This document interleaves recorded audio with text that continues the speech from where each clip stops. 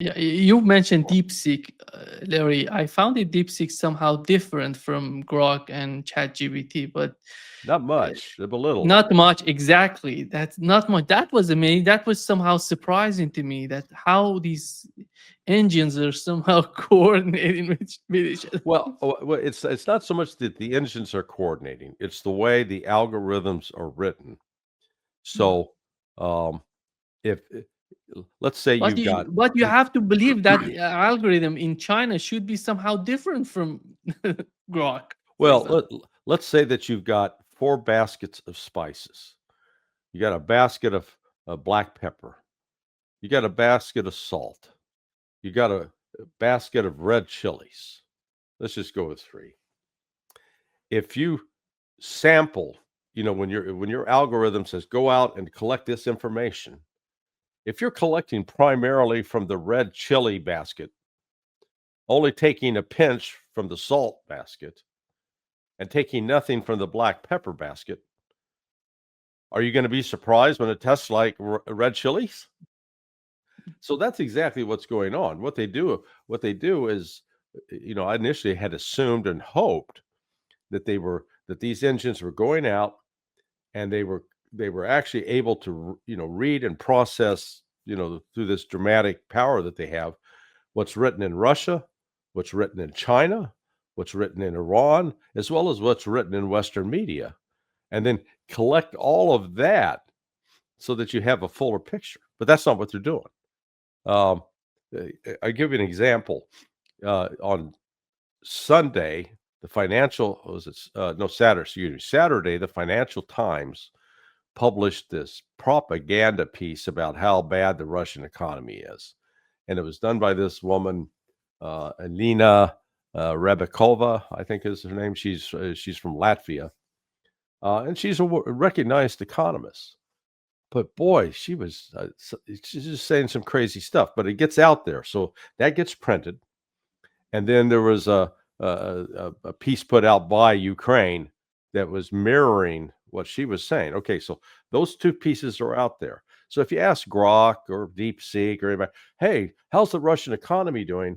They're going to hit on those articles and they'll bring them forward. And because the Western media does not allow competing narratives, does not allow somebody the refutations like what I wrote, the search engine, the AI engines don't pick that up. So then they regurgitate this propaganda view, skewing the system. So uh, that's what makes AI so dangerous because it does just become another megaphone for repeating Western propaganda. Yeah. Larry, today there is a meeting in the United Kingdom. All these Europeans are coming together to talk about the situation in Ukraine.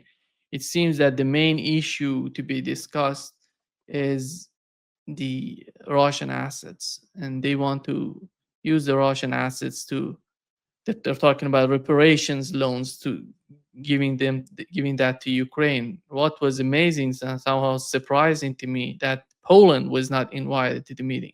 Yeah, that's just yeah. I mean, it basically it's Germany, France, the UK, and Zelensky. Exactly.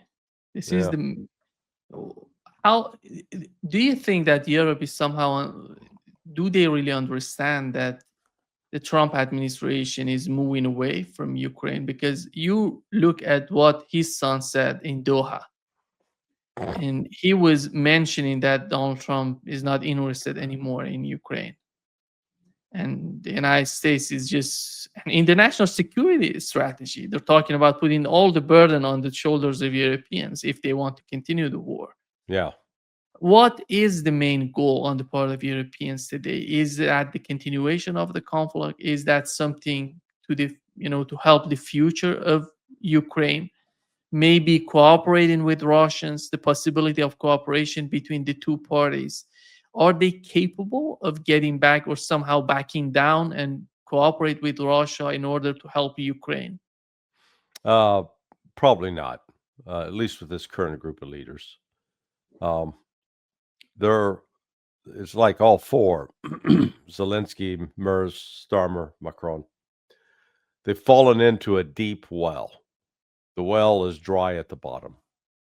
And they're looking up trying to figure out how the hell do we get out of here?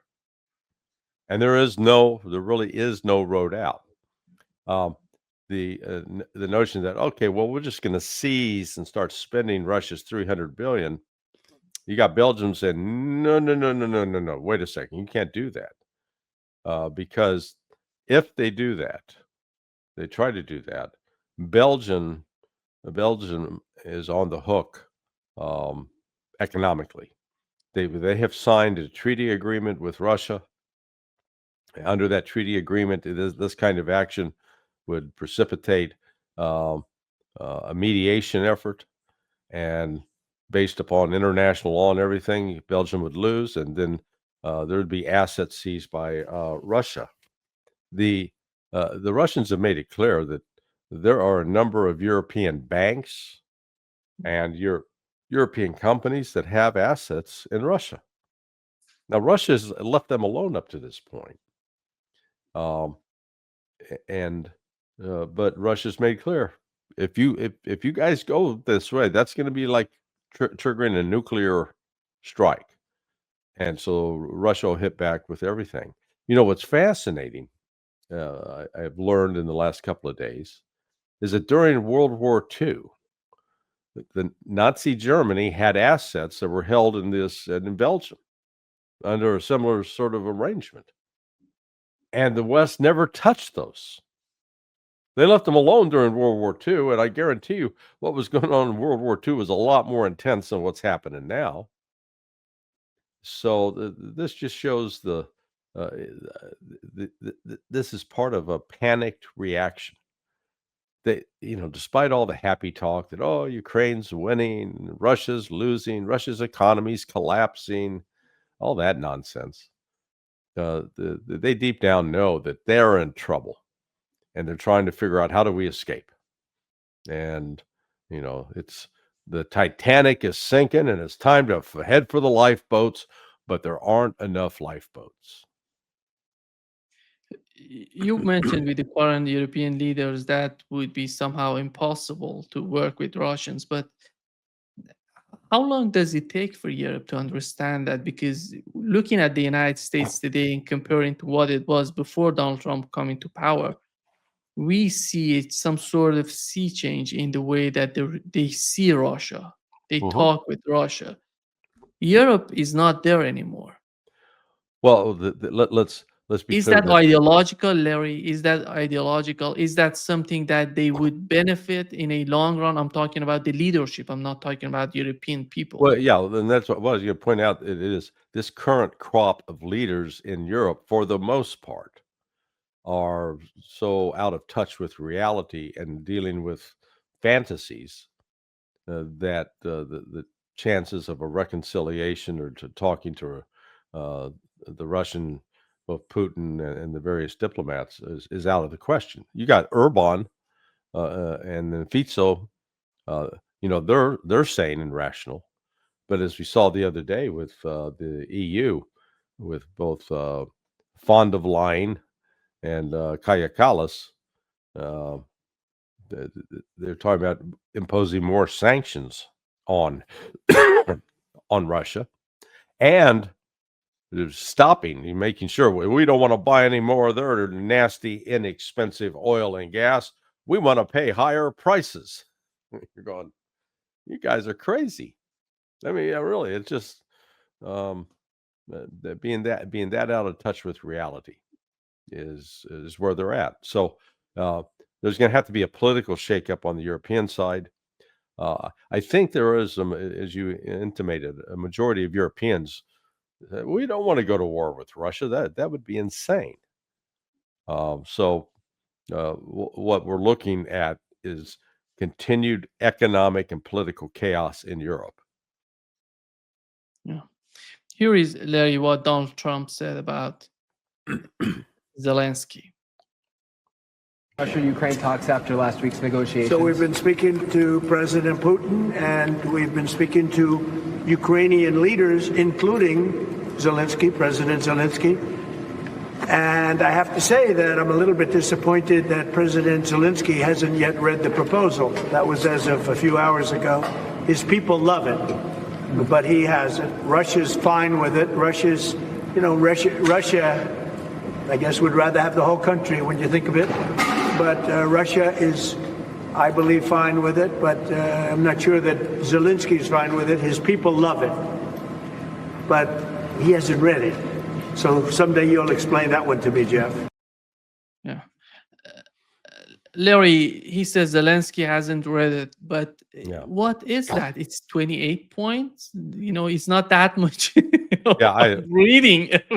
Well, I think what Trump is signaling there, the way he's going to frame this, is the agreement that Russia will accept is that they are the legal rulers over Crimea, Zaporizhia, Kherson, Donetsk, and Luhansk.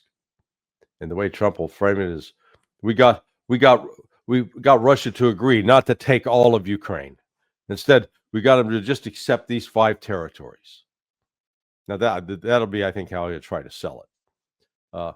Ukraine, for its part, won't accept that, but Ukraine's not going to have a, they're not going to have a say.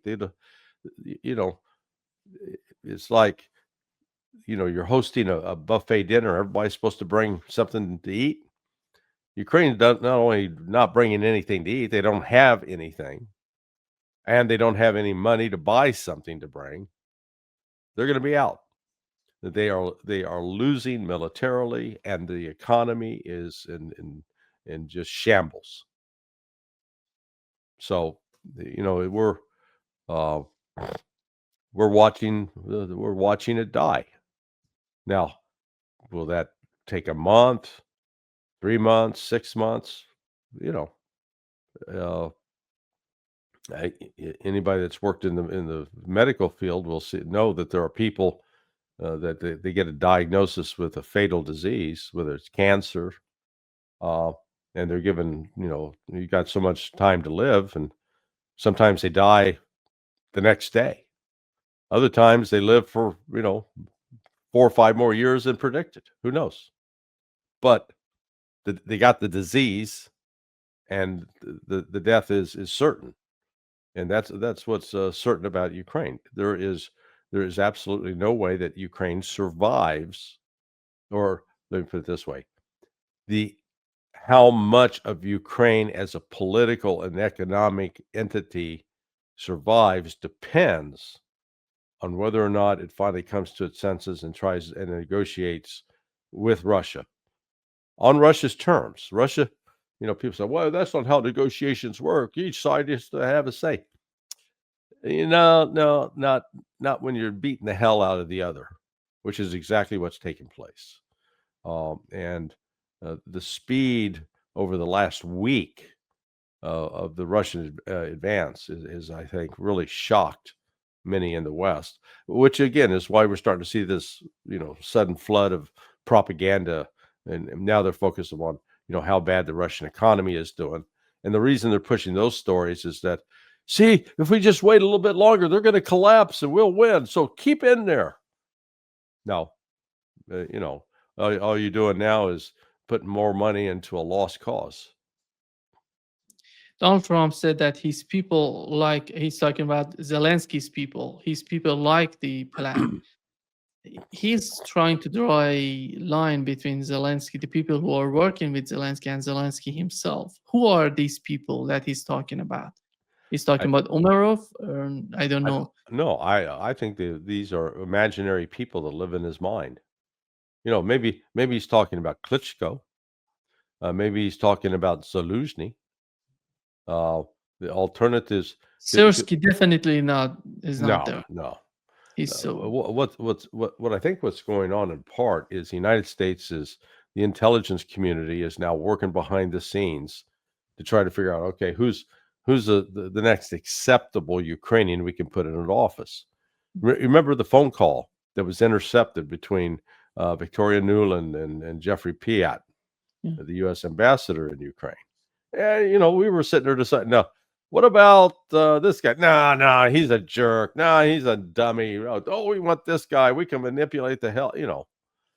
That's what's going on behind the There scenes. is a lot going on in Yeah. that sense. Yeah, I guarantee you that's what's going on behind the scenes right now. And so when Trump says, "Oh yeah, the others like it," that's the others that we're talking to. But I don't think any of those are in the inner circle of Zelensky. Or you may find one formerly in the inner circle of Zelensky who has a keen desire to save their ass and are going to look to cut a deal with the West so that they survive and keep their money, keep all the money that they've stolen in the process.